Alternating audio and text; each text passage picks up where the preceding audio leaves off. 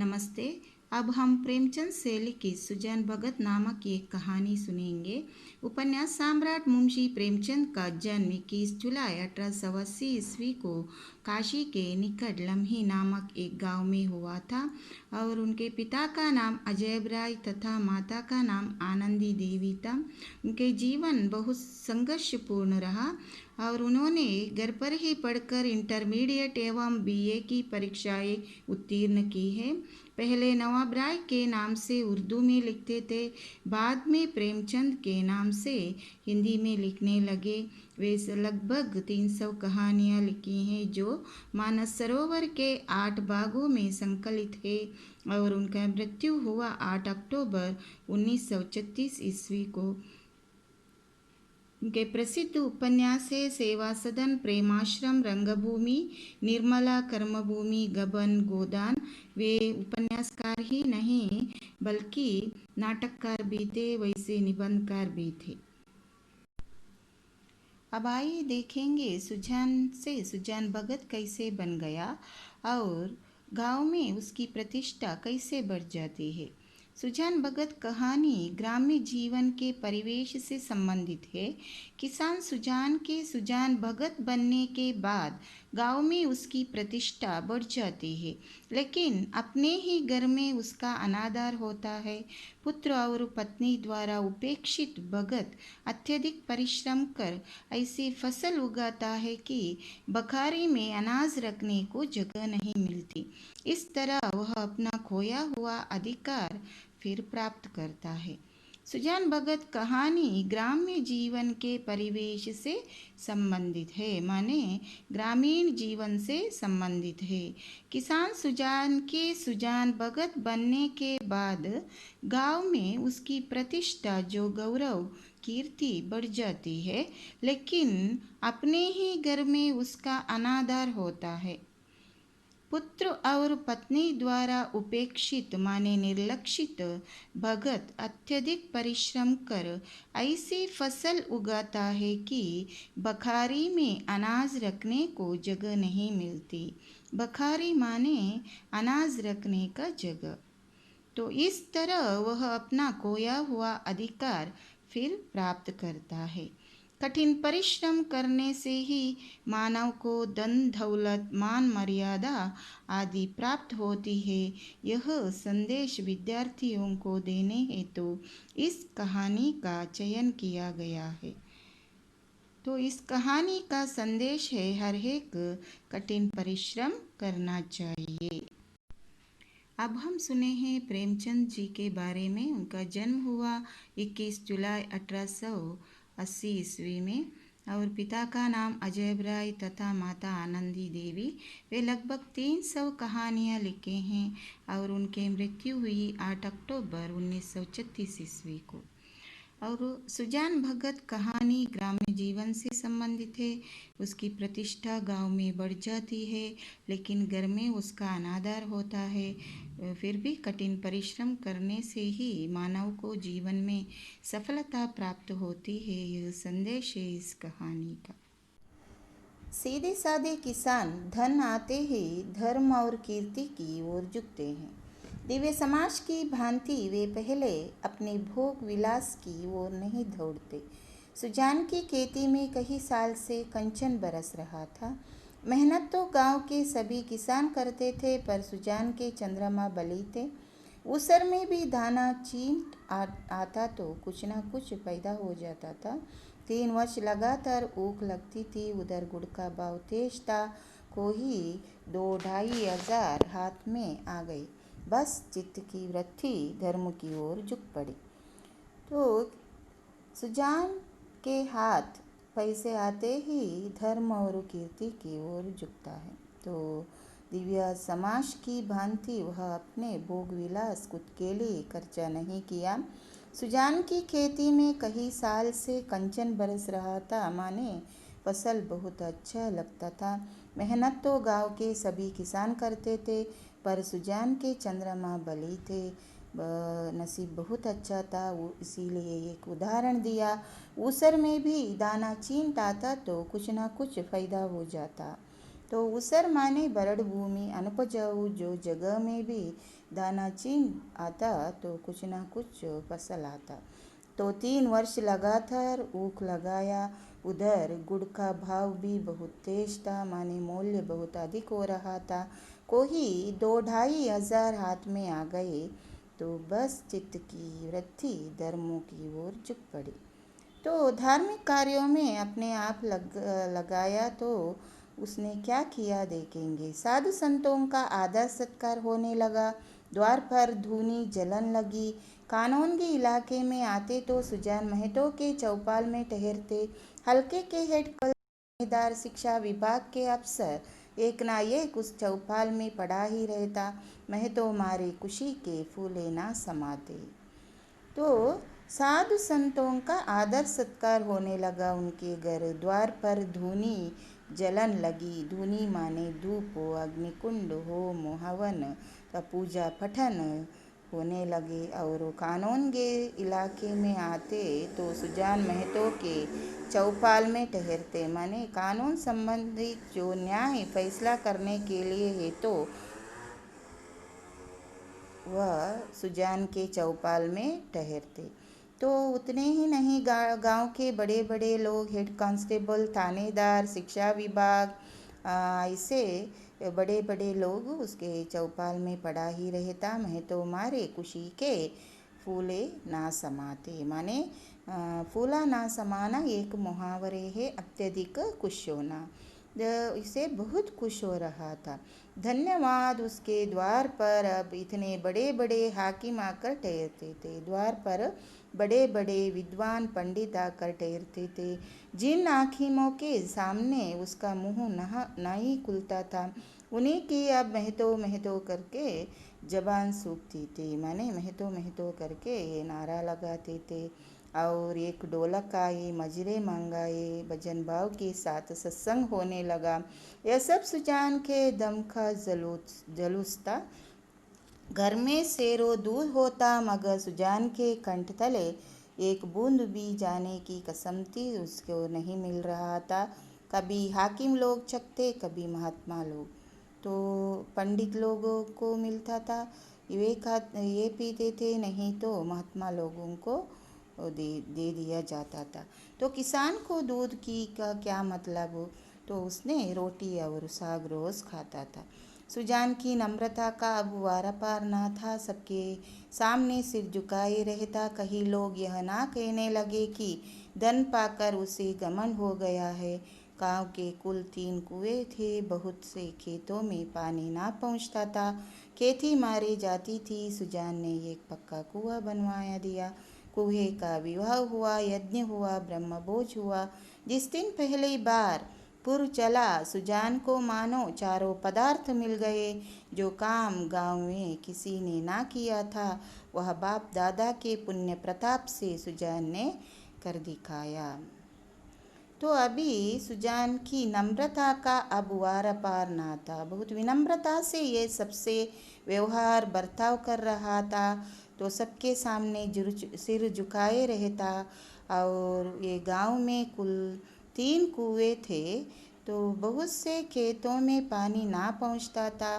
तो उन्होंने गांव में एक पक्का कुआं बनवा दिया। कुएं का विवाह किया, यज्ञ हुआ और ब्रह्मभोज भी हुआ। तो किसी ने बाप दादा के पुण्य प्रताप से तो सुजान ने ऐसे महान कार्य करके दिखाया। एक दिन गांव में गया के यात्री आकर ठहरे। सुजान के द्वार पर उनका भोजन बना। सुजान के मन में भी गया करने की बहुत दिनों से इच्छा थी। यह अच्छा अवसर देखकर वह भी चलने को तैयार हो गया, लेकिन बुलाकी मना करती है। तो उसने कहा, धर्म के काम में मेष निकलना अच्छा नहीं, जिंदगी का क्या भरोसा है। तो एक दिन प्रातःकाल स्त्री और पुरुष गया करने चले और वहाँ से लौटकर फिर यज्ञ और ब्रह्मभोज की आयोजना की है। तो अब आपको मालूम हुआ कि सुजान महतो की संपत्ति बढ़ी तो क्या करने लगा? बहुत महत्वपूर्ण प्रश्न है। सुजान की खेती में कई साल से कंचन बरस रहा था। 3 वर्ष लगातार ऊख लगती थी। कोई 2-2.5 हजार हाथ में आ गए। बस चित्त की वृत्ति धर्म की ओर झुक पड़ी। साधु संतों का आदर सत्कार होने लगा। कानून के इलाके में आते तो सुजान महतो के चौपाल में ठहरते। उसके द्वार पर बड़े बड़े पंडित लोग आकर ठहरते थे। कभी कभी भजन भाव सत्संग होने लगा। सुजान ने गांव में एक पक्का कुआं बनवा दिया। कुएं का विवाह हुआ, यज्ञ हुआ, ब्रह्मभोज हुआ। जो काम गांव में किसी ने ना किया वैसे काम एक साधारण सा किसान करके दिखाया और गांव में बहुत प्रसिद्ध हुआ।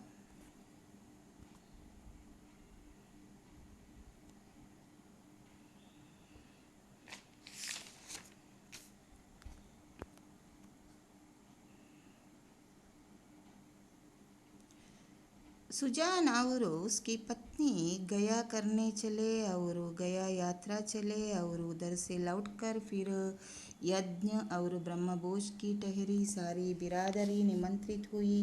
11 गांवों में सुपारी बांटी। इस धूमधाम से कार्य हुआ कि चारों ओर वाह वाह मच गई, माने बहुत प्रसिद्ध हुआ। फिर वे उधर से लौटकर फिर यज्ञ और ब्रह्मभोज की इंतज़ाम किया। सब यही कहते थे कि भगवान धन दे तो दिल भी ऐसा दे। घमंड तो छू नहीं गया। अपने हाथ से पत्तल उठाता फिरता था। कुल का नाम जगा दिया, बेटा हो तो ऐसा हो। तो फिर एक देवशी ने कहा, कहीं गड़ा हुआ धन पा गया। इस पर चारों ओर से उस पर बौछारें पड़ने लगी। हाँ, तुम्हारे बाप दादा तो खजाने छोड़ गए थे, यही उसके हाथ लग गया है। अरे भैया, यह धर्म की कमाई है क्या? तो हम तो किसान हैं, छाती फाड़ कर काम करते हैं। क्यों ऐसी ऊख नहीं लगती? क्यों ऐसी फसल नहीं होती? भगवान आदमी का दिल देखते हैं, जो खर्चा करता है उसी को देते हैं। सुजान महतो सुजान भगत हो गए। भगतों के आचार विचार कुछ और होते हैं। वह बिना स्नान किए कुछ नहीं खाता। गंगा जी अगर घर से दूर हो तो वह रोज स्नान करके दोपहर तक घर ना लौट सकता हो तो पर्वों के दिन तो उसे अवश्य ही नहाना चाहिए। भजन भाव उसके घर अवश्य होना चाहिए। पूजा अर्चना उसके लिए अनिवार्य है। खान पान में भी उसे बहुत विचार रखना पड़ता है। सबसे बड़ी बात यह है कि झूठ का त्याग करना पड़ता है। भगवान झूठ नहीं बोल सकता। साधारण मनुष्य को अगर झूठ का दंड एक मिले तो भगत को 1 लाख से कम नहीं मिल सकता। अज्ञान की अवस्था में कितने ही अपराध क्षम्य हो जाते हैं। ज्ञानी के लिए क्षमा नहीं है, प्रायश्चित नहीं है। यदि है तो कुछ ही कठिन। सुजान को भी अब भगतों की मर्यादा को निभाना पड़ा। अब तक उसका जीवन मजदूर का जीवन था। उसका कोई आदर्श, कोई मर्यादा उसके सामने ना थी। अब उसके जीवन में विचार का उदय हुआ, जहाँ का मार्ग कांटों से भरा हुआ है। स्वार्थ सेवा ही पहले उसके जीवन का लक्ष्य था। इसी कांटे से वह परिस्थितियों को तौलता था। वह अब उन्हें औचित्य के कांटों पर तौलने लगा। अब देखेंगे सुजान भगत होने के बाद, माने सुजान महतो से सुजान भगत होने के बाद उसने कैसे बदल गया, उसका दिनचर्या कैसे बदल गया। सुजान अब सुजान महतो से सुजान भगत बन गया। गंगा नदी में स्नान कर पैदल चलते ही दोपहर तक घर लौटता था। पूजा अर्चना करने लगा। सबसे बड़ी बात यह है कि झूठ का त्याग किया, ज्ञानी बन गया। अज्ञान की अवस्था में कितने ही अपराध क्षम्य हो जाते हैं, माने क्षमा के लिए योग्य, लेकिन ज्ञानी के लिए क्षमा योग्य नहीं है। अब भगतों की मर्यादा निभाना पड़ा। वह अब बहुत पाप पुण्य न्याय अन्याय के बारे में सोचने लगा। पहले मजदूरों से बहुत काम करवाता था, पैसे कम देता था, लेकिन अब उनके अधिक चिंता रहती थी कहीं बेचारे मजदूर का रोया दुखी ना हो जाए।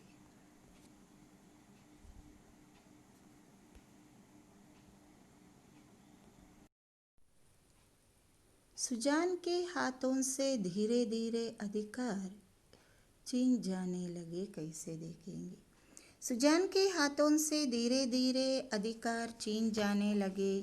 किस खेत में क्या बोना है, किसको क्या देना है, किसको क्या लेना है, किस भाव क्या चीज़ बिकी, ऐसी ऐसी महत्वपूर्ण बातों में भी भगत जी की सलाह ना ली जाती थी। भगत के पास कोई जाने ही ना पाता।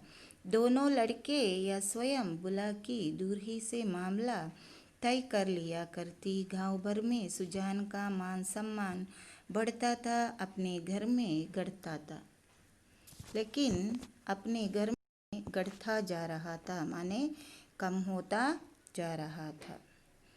लड़के उसका सत्कार अब बहुत करते। हाथ से चारपाई उठाते देख लपक कर खुद उठा लाते, चिलम ना भरने देते, यहाँ तक कि उनकी धोती चाटने के लिए भी आग्रह करते थे। मगर अधिकार उसके हाथ में ना था। वह अब घर का स्वामी नहीं, मंदिर का देवता था। एक दिन बुलाकी ओखली में दाल चाट रही थी। एक भीख मांगा द्वार पर आकर चिल्लाने लगा। बुलाकी ने सोचा, दाल चाट लूँ तो उसे कुछ दे दूँ। इतने में बड़ा लड़का आकर बोला, अम्मा एक महात्मा द्वार पर खड़े गला फाड़ रहे हैं, कुछ दे दो, नहीं तो उनका रोया दुखी हो जाएगा। तो बुलाकी ने उपेक्षा के स्वर में या भाव से कहा, भगत के पाँव में क्या मेहंदी लगी है, क्यों कुछ ले जाकर नहीं देते?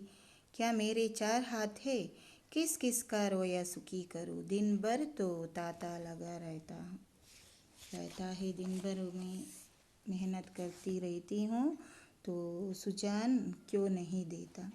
तो भोला कहता है, चौपट करने पर लगे हुए हैं और क्या, अभी महंगो बैंक देने आया था, हिसाब से 7 मन हुए, तौला तो मैंने 7 मन ही निकले।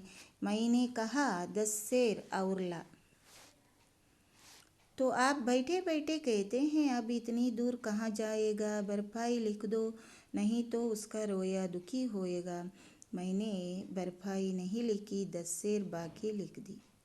तो बुलाकी, बहुत अच्छा किया तुमने, बकने दिया करो उसे, 10-5 दफ़े मुँह की खा जाएंगे तो आप ही बोलना छोड़ देंगे। तब बोला कहता है, दिन भर एक ना एक कुचर निकालते रहते हैं, 100 दफ़े कह दिया कि तुम घर गृहस्थी के मामले में ना बोला करो, पर इनसे बिना बोले रह ही नहीं जाता। तो कितना बार बोला कि घर के जो मामले में हाँ सर मत डालो, फिर भी बिना बोले उसे नहीं रह पाता। तो बुलाकी कहती है, मैं जानती कि इनका यह हाल होगा तो गुरु मंत्र ना लेने देती। बोला कहता है, तब भगत क्या हुए कि दीन दुनिया दोनों से गए, सारा दिन पूजा पाठ में ही उड़ जाता है। अभी ऐसे बूढ़े नहीं हो गए कि कोई काम ही ना कर सके। बुलाकी ने आपत्ति की, बोला, यह तुम्हारा कुन्याय है। फावड़ा कुदाल अब उनसे नहीं हो सकता, लेकिन कुछ ना कुछ तो करते ही रहते हैं। बैलों को सानी पानी देते हैं, गाय दुहाते हैं, और भी जो कुछ हो सकता है करते हैं। भिक्षुक अब तक कड़ा चिल्ला रहा था।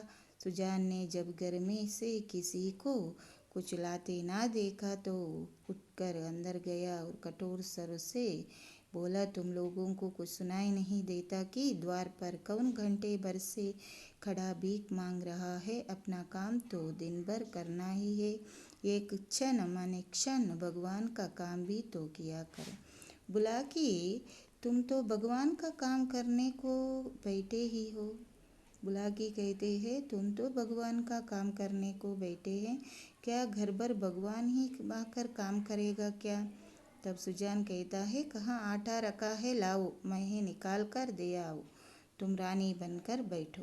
तो बुलाकी कहती है, आटा मैंने मर मर कर पीसा है, अनाज दे दो। ऐसे मुर्चिरों के लिए पहर रात से उठकर चक्की नहीं चलाती हूँ मैं। सुजान भंडार घर में गए और एक छोटी सी चबड़ी माने टोकरी को लेकर जौ से भरे हुए निकले। जौ शेर भर से कम ना था। सुजान ने जानबूझकर केवल बुलाकी बोला को चिढ़ाने के लिए भिक्षा परंपरा का उल्लंघन किया था। इस पर भी यह दिखाने के लिए कि चबड़ी में बहुत ज़्यादा जो नहीं है, वह उसे चुटकी से पकड़े हुए थे। चुटकी इतनी बोझ ना संभाल सकती थी, हाथ कांप रहा था। एक क्षण विलंब होने से चबड़ी के हाथ से छूटकर गिर पड़ने की संभावना थी, इसीलिए वह जल्दी से बाहर निकल जाना चाहते थे। सासा बोला ने चबड़ी उसके हाथ से छीन ली तो टोकरी में जौ भरकर भीख मांगा खो देने गया तो बोला ने चबड़ी वही टोकरी उनके हाथ से छीन ली और थ्योरिया बदल कर बोला, सेंध का माल नहीं जो लुटाने चले हो, छाती फाड़ फाड़ कर काम करते हैं, तब दाना घर में आता है। सुजान ने खिसिया कर कहा, मैं भी तो बैठा नहीं रहता, मैं भी दिन भर काम करता रहता हूँ। तब बोला ने कहा, भीख भीख की तरह दी जाती है, लुटाई नहीं दी जाती। हम तो एक बेला खाकर दिन काटते हैं कि पत पानी बना रहे और तुम्हें लुटाने की सूझी है। तुम्हें क्या मालूम कि घर में क्या हो रहा है? सुजान ने इसका कोई जवाब नहीं दिया। बाहर आकर भिखारी से कह दिया, बाबा इस समय जाओ, किसी का हाथ खाली नहीं है, और पेड़ के नीचे बैठकर विचारों में मग्न हो गया। अपने ही घर में उसका यह अनादर तो बहुत तेज पहुंचा। तो बहुत दुखित होकर वह भीख मांगा को वापस भेजा और बाद में पेड़ के नीचे बैठकर अपने आप विचारों में मग्न हो गया।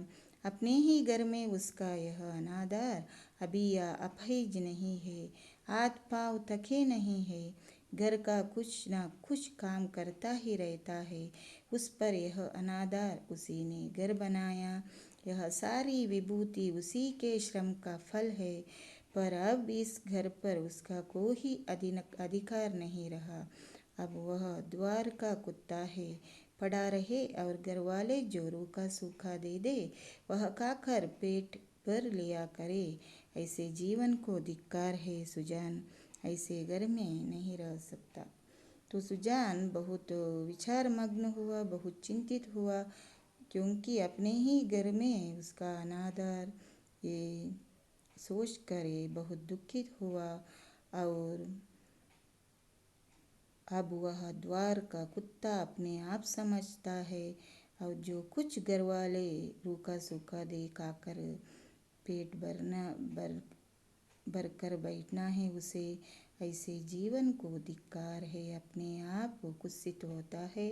और सुजान ऐसे घर में नहीं रहना चाहता।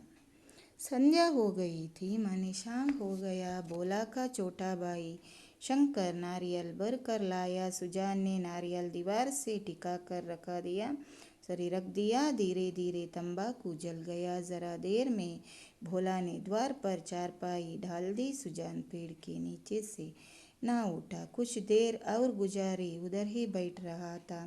तो फिर शंकर आया और ये काम करने के लिए गया, फिर उधर ही आकर बैठा। कुछ देर और गुजरी और भोजन तैयार हुआ। भोला बुलाने आया। सुजान ने कहा, भूख नहीं है, बहुत मानवन करने पर भी ना उठा। तब बुलाकी ने आकर कहा, खाना खाने क्यों नहीं चलते, जी तो अच्छा है। तो सुजान को सबसे अधिक क्रोध तब बुलाकी ही पर था। यह भी लड़कों के साथ है। यह बैठी देखती रही और भोला ना मेरे हाथ से अनाज छीन लिया, इसके मुंह से इतना भी ना निकला कि ले जाते हैं तो ले जाने दो लड़कों को ना मालूम हो कि मैंने कितने श्रम से यह गृहस्थी जोड़ी है।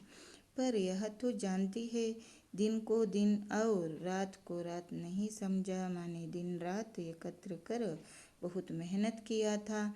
बादों की अंधेरी रात में मढ़ैया लगा के ज्वार की रखवाली करता था। जेठ बैसाख की दोपहरी में भी दम ना लेता था।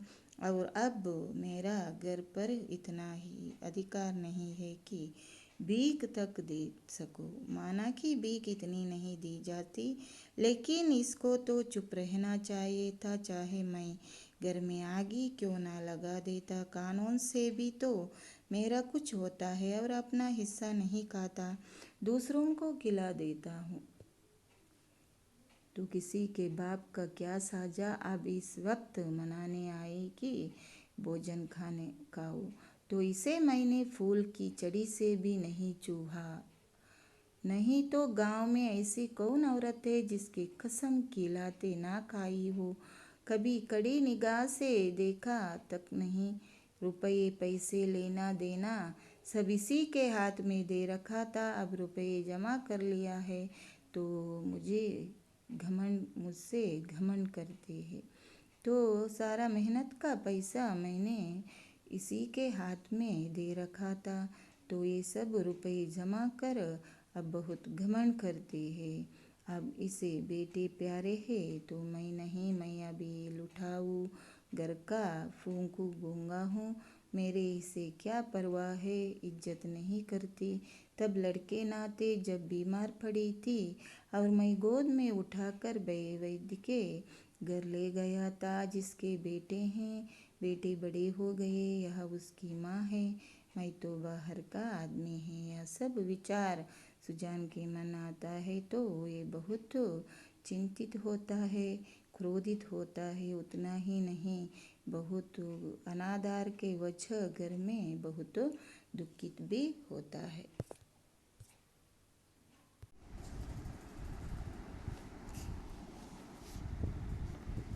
सुजान को सबसे अधिक क्रोध बुलाकी पर क्यों आता है? सुजान को सबसे अधिक क्रोध बुलाकी पर था, क्योंकि अपने बेटों को वह कुछ भी कहती नहीं, वह भी उन्हीं का साथ देती है। रात दिन मेहनत करके पसीना बहाया, गर्मी सर्दी सब कुछ सहा, पर आज भीख तक देने का अधिकार उसे नहीं।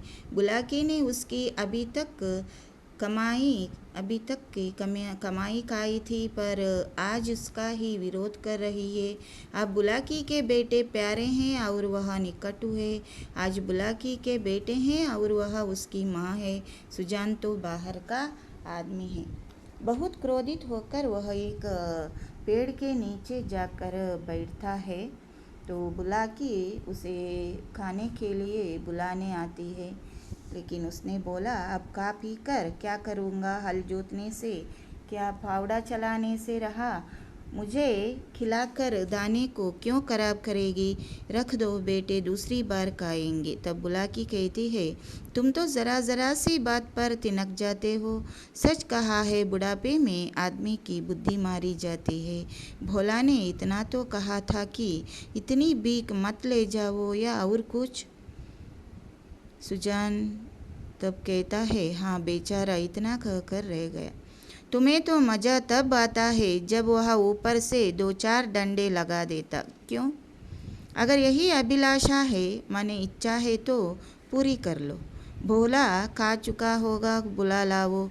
नहीं, भोला को क्यों बुलाती हो, तुम ही ना जमा दो 2-4 हाथ, इतनी कसर है, वह भी पूरी हो जाए।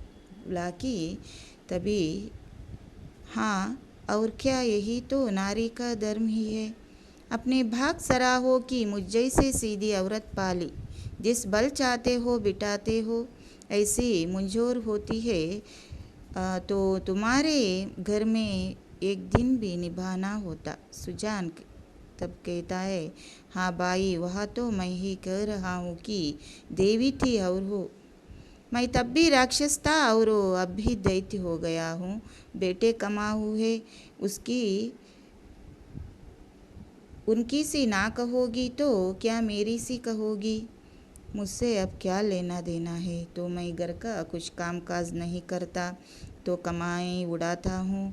तो तुम्हें अभी बेटे हैं, बेटे बड़े हो चुके हैं। ये नाराज़ होकर अपनी पत्नी से कहता है। तब बुलाकी कहती है, तुम झगड़ा करने पर तुले बैठे हो और मैं झगड़ा बचाती हूँ कि चार आदमी हंसेंगे। चलकर खाना खा लो सीधे से, नहीं तो मैं जाकर भूखी सो रहूँगी। सुजान कहता है, तुम भूखी क्यों सो रहोगी? तुम्हें बेटों की तो कमाई है, तुम्हारे बेटों की तो कमाई है, उनका ही कमाई है। तो हाँ, मैं बाहरी आदमी हूँ। बुलाकी कहती है तब,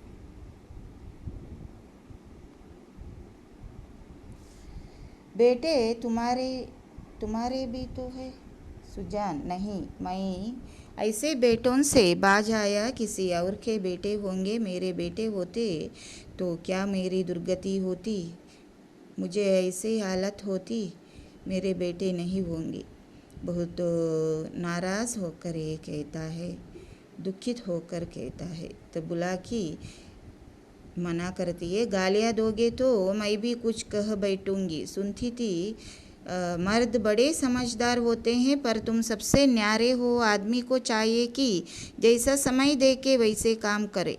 अब हमारा और तुम्हारा निभा इसी में है कि नाम के मालिक बने रहे और वही करे जो लड़कों को अच्छा लगे।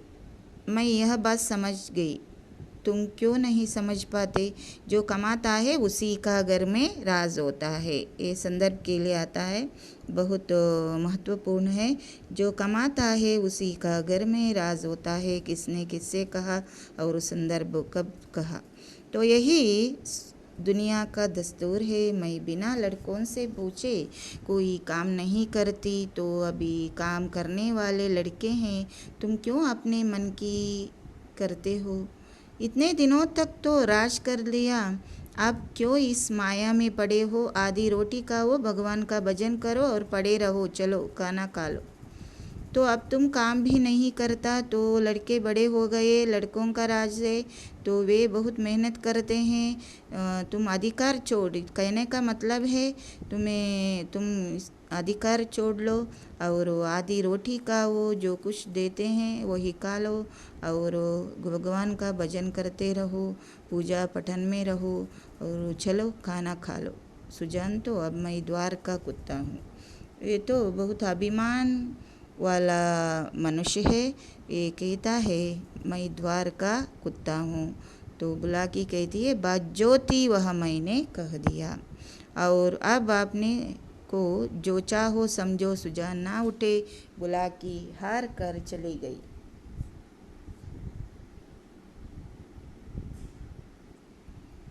सुजान के सामने अब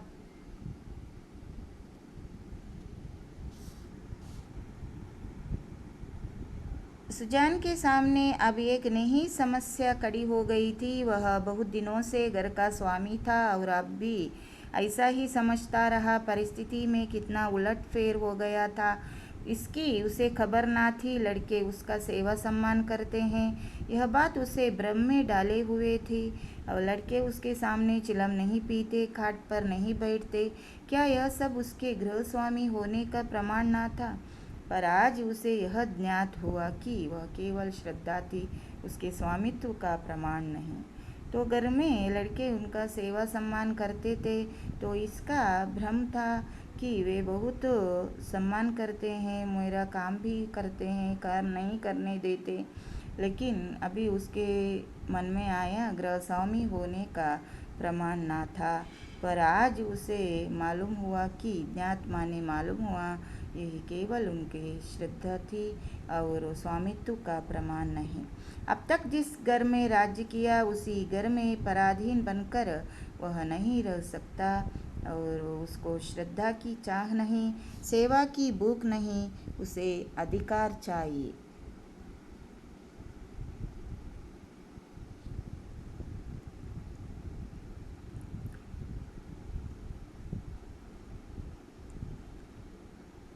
वह इस घर पर दूसरों का अधिकार नहीं देख सकता। मंदिर का पुजारी बनकर वह नहीं रह सकता। कहने का मतलब है, ये पराधीन बनकर नहीं रह सकता, ये घर का अधिकार चाहता है पहले जैसे। तो अपने बेटों के पराधीन होकर ये जीना नहीं चाहता। ये बहुत स्वाभिमानी व्यक्ति है। तो ना जाने कितनी रात बाकी थी। सुजान ने उठकर गड़ासे से बैलों का चारा काटना शुरू किया। सारा गांव सोता था पर सुजान करवी काट रहे थे। इतना श्रम उन्होंने अपने जीवन में कभी ना किया था। सुबह जल्दी उठा, बैलों का चारा काटना शुरू किया। जब से उन्होंने काम करना छोड़ा था, बराबर चारे के लिए हाय हाय पड़ी रहती थी। शंकर भी काटता था, बोला भी काटता था, पर चारा पूरा ना पड़ता था।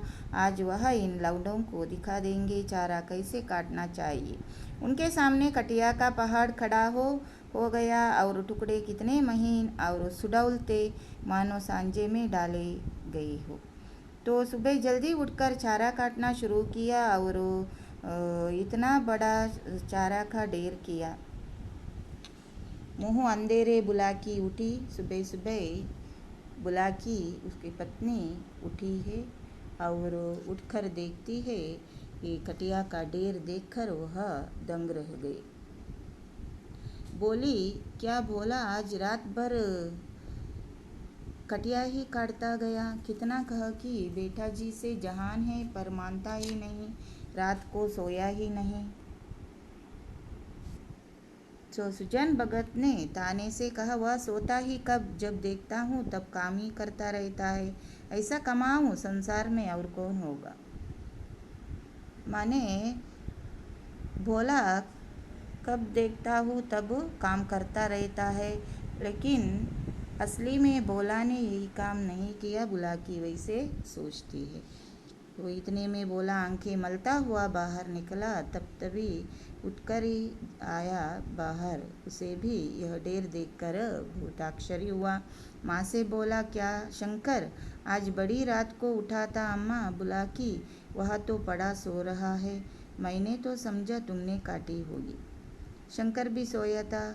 भोला कहता है, तब मैं तो सवेरे उठ ही नहीं पाता। दिन भर चाहे जितना काम कर लो पर रात को मुझसे नहीं उठा जाता। दिन में बहुत काम करता हूँ लेकिन रात में मैं जल्दी नहीं उठ सकता। बुलाकी, तो क्या तुम्हारे दादा ने काटी है? फिर किसने काटा? तो भोला कहता है, हाँ मालूम होता है, रात भर सोए नहीं, मुझसे कल बड़ी भूल हुई। अरे वह तो हल लेकर जा रहे हैं, जाने दे, उतरो हो गई क्या? बुलाकी, क्रोधी तो सदा के हैं, अब किसी की सुनेंगे थोड़े ही। बोला, शंकर को जगा दो।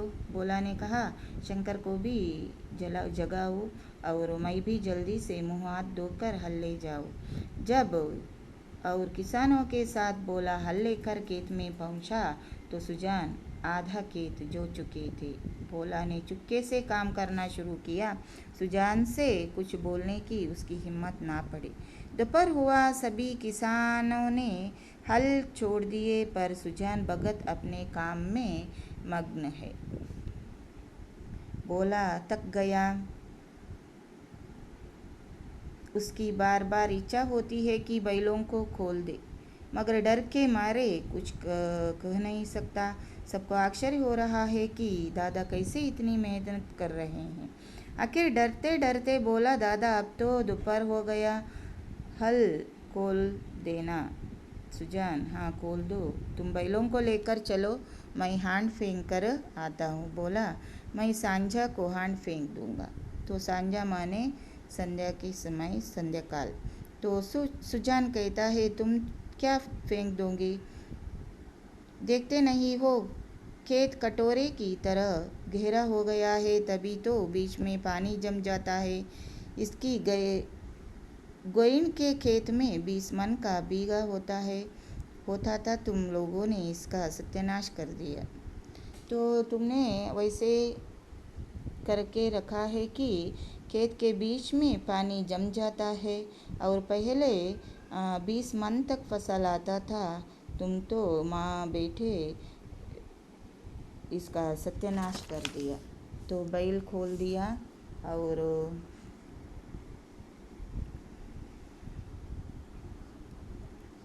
भोला बैलों को लेकर घर चला, पर सुजान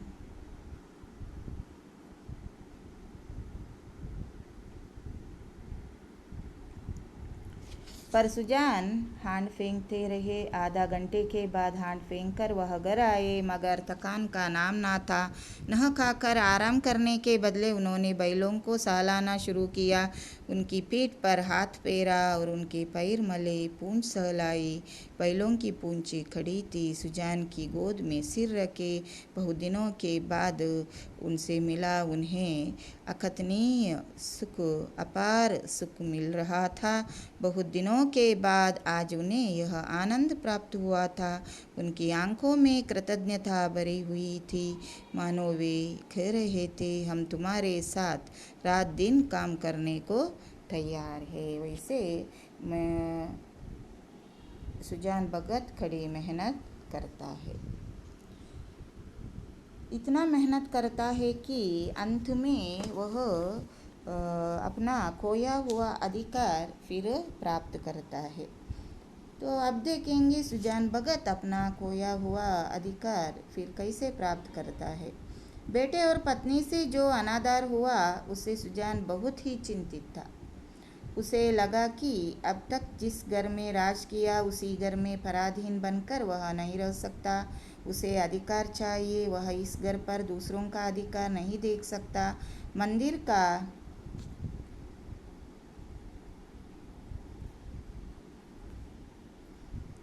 पुजारी बनकर नहीं रह सकता। उसी क्षण से वह कठोर परिश्रम करने लगा। रात भर बैलों का चारा काटता रहा। सुबह तक कटिया का पहाड़ खड़ा कर दिया। सवेरे ही हल लेकर खेत में पहुंचा। बोला जब किसानों के साथ हल लेकर खेत में पहुंचा तब तक सुजान आधा खेत जोत चुका था।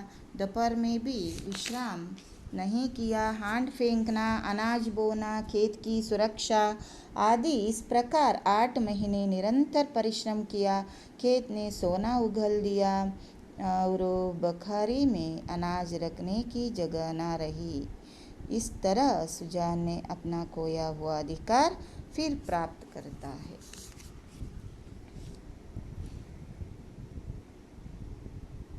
चैत्र के महीने में खलिहानों में सतयुग के राज का वर्णन कैसा था देखेंगे।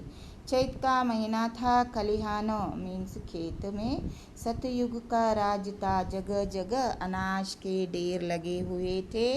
यही किसानों का सफल जीवन है। जब गर्व से उनका हृदय फूलता है। सुजान अनाज भर कर देता और बेटे अंदर रखाते। कितने ही बाट और भिक्षुक भगत उसे घेरे रहते थे। उनमें वह भिक्षुक भी था जो 8 महीने पहले भगत के द्वार से निराशा लौटा था, लेकिन आज खूब सारा अनाज देकर उसे विदा किया सुजान भगत ने। तो वैसे सुजान भगत भिक्षुक को संतुष्ट करता है। जब भिक्षुक सुजान के द्वार पर आता है तो सुजान कहता है, तुमसे जितना उठाया जा सकता है उतना अनाज ले जाओ। भिक्षुक लोकलाज से अधिक अनाज लेने में शर्मिंदा होता है, फिर भी सुजान उसे खूब सारा अनाज चादर में भरकर देता है। उसे इसमें बड़ा आनंद आ रहा था।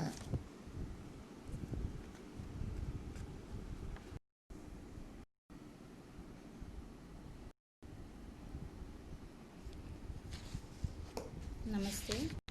सुजान खेती में खूब मेहनत करने लगा। उन्होंने अपने जीवन में कभी ना किया था।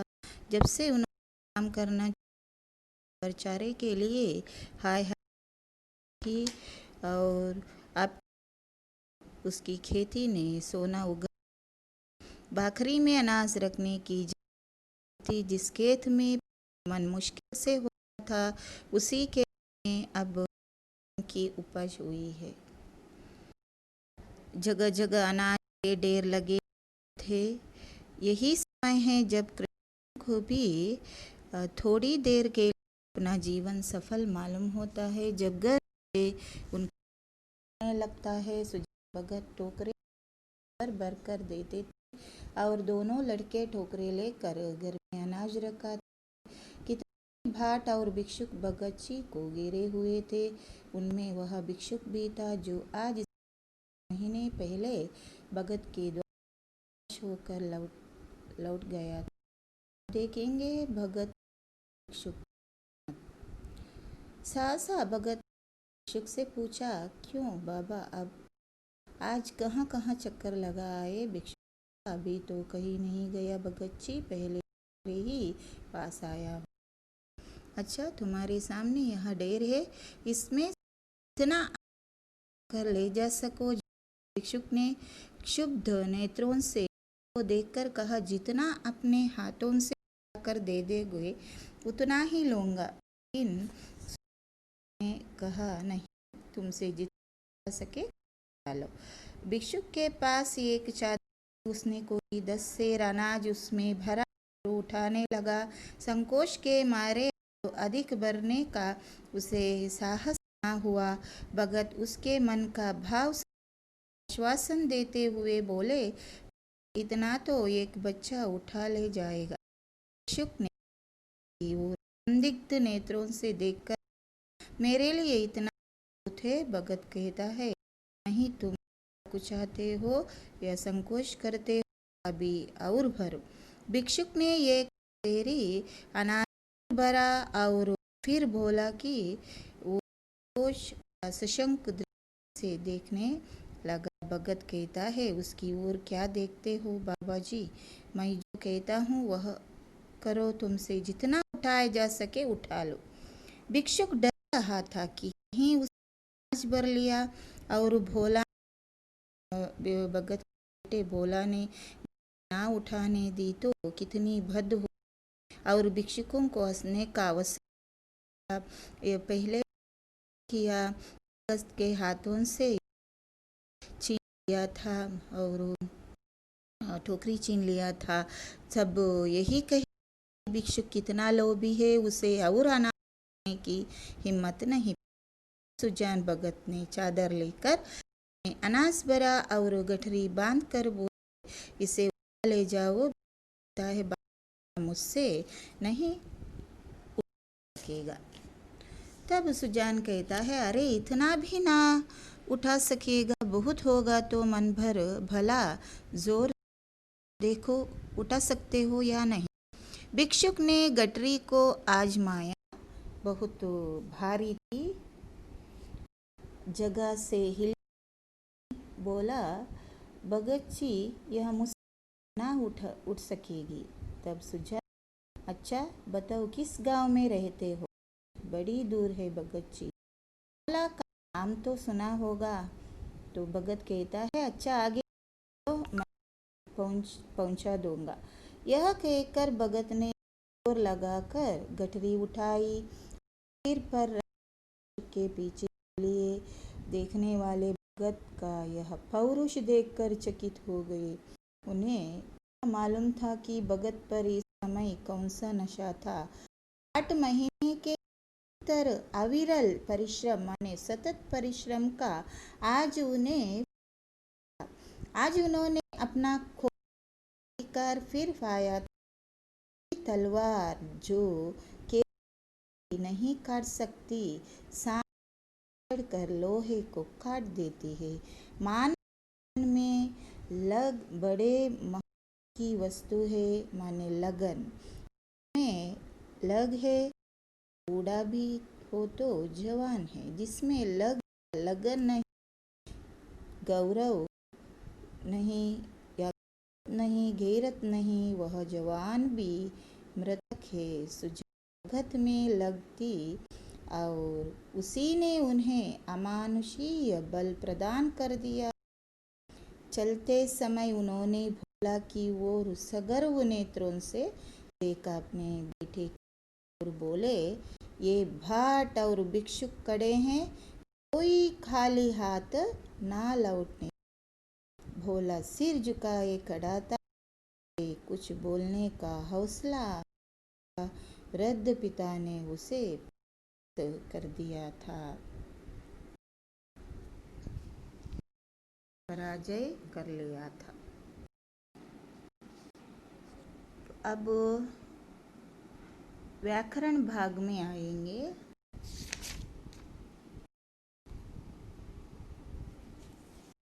वाक्य शुद्धि कीजिए। तो पहले, सुजान एक पक्का कुआं बनवाया। सही वाक्य वैसे हैं। सुजान ने एक पक्का कुआं बनवाया है। सुजान के बाद में प्रत्यय लगाना है। प्रातःकाल स्त्री और पुरुष गया चला गया। प्रातःकाल और पुरुष दो है, इसीलिए चले गए। कल बहुत बड़ी भूल नहीं, मुझसे कल बहुत बड़ी भूल। हाथ कांप रही, उसके हाथ कांप रहे थे। बहुवचन रूप में अंत करना वाक्य को। सब यही कहेंगे कि भिक्षुक कितनी लोभी है। सब यही कहेंगे कि भिक्षुक कितना लोभी। अब आगे देखेंगे, कोष्टक में दिए गए कारक चिन्हों से रिक्त स्थान की पूर्ति कीजिए। कारक दिया गया है ने, से, की, का, को। चैत डैश महीना था। चैत का महीना था। ये चैत का महीना था। दूसरा, जो खर्च करता है उसी देता है। तीसरा, अब से उसे होती थी। उचित कारक चिन्ह है से। और भिक्षुक ने बोला कि और संदिग्ध नेत्रों से देखा। तुम्हारे बेटों की तो कमाई है।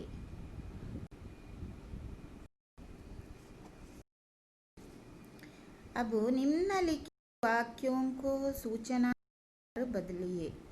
ये है, सुजान के खेत कंचन बरसता भविष्य काल में बदले। तीन वर्तमान काल, भूतकाल और भविष्य। जो हो रहा वर्तमान काल, जो हो चुका है भूतकाल, जो आगे होने वाला है भविष्य। तो सुजान के खेत में कंचन बरसता है। इस वाक्य को हमें काल में बदलना है। तो देखेंगे, सुजान के खेत में कंचन बरसेगा। सुजान के और एक, सुजान के मन में तीर्थ यात्रा करने की इच्छा थी। इस वाक्य में वर्तमान काल में बदलना है। सुजान में यात्रा करने की इच्छा। शंकर गाड़ी में नारियल लाता है। तो गाड़ी में नारियल भरकर लाता में बदल लिया। तो अन्य लिंग रूप, भिखारी, भिखारिन, आदमी, विद्वान, विदुषी, भगवान, भगवती, पुजारी, पुजारिन, पिता, माता, साधु, साध्वी, स्त्री, पुरुष। वचन घर घर ही है। और अभिलाषा अभिलाषाएं। रोटियां महीना महीने। बातें लड़का लड़के। भिक्षुक भिक्षुक। टीका टीकाए। विलोम शब्द गाना मिलना। दुख भला बुराई मुश्किल आसान जीवन मृत्यु आशा निराशा सुंदर कुरु।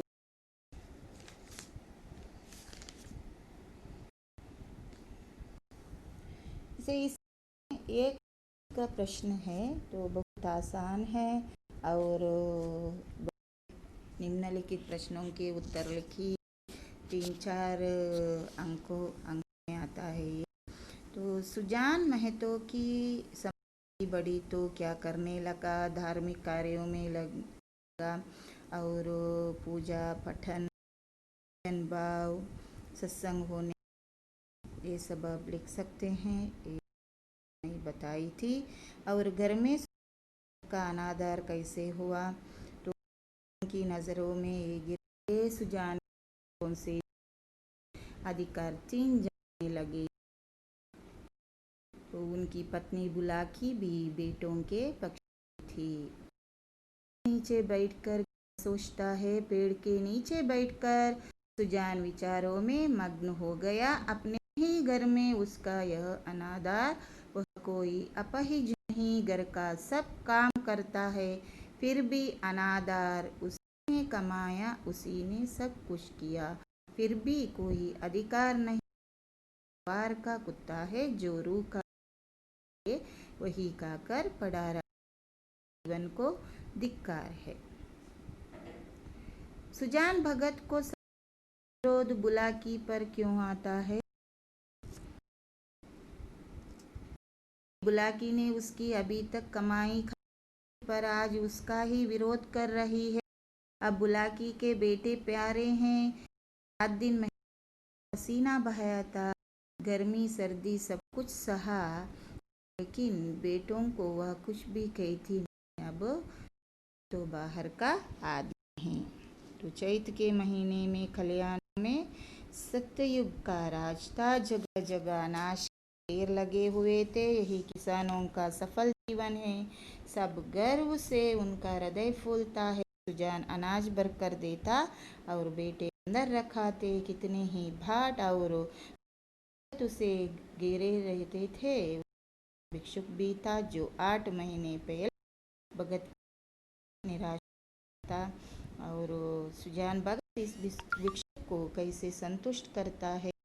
आप हम लोग तो भगत अपना हुआ अधिकार फिर कैसे करता है? सतत परिश्रम।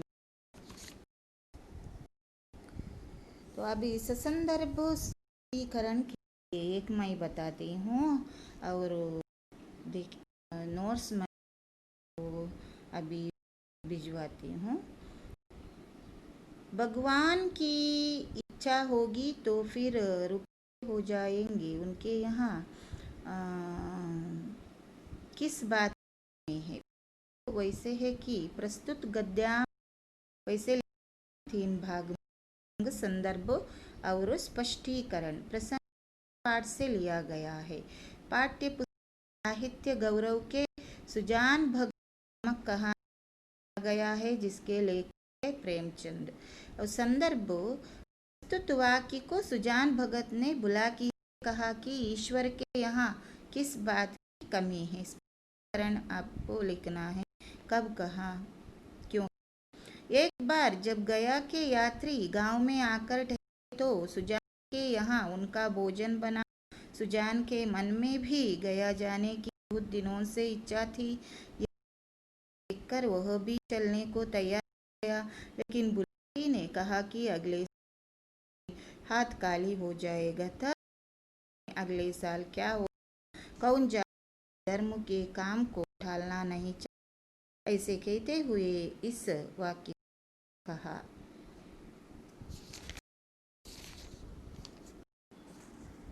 धन्यवाद।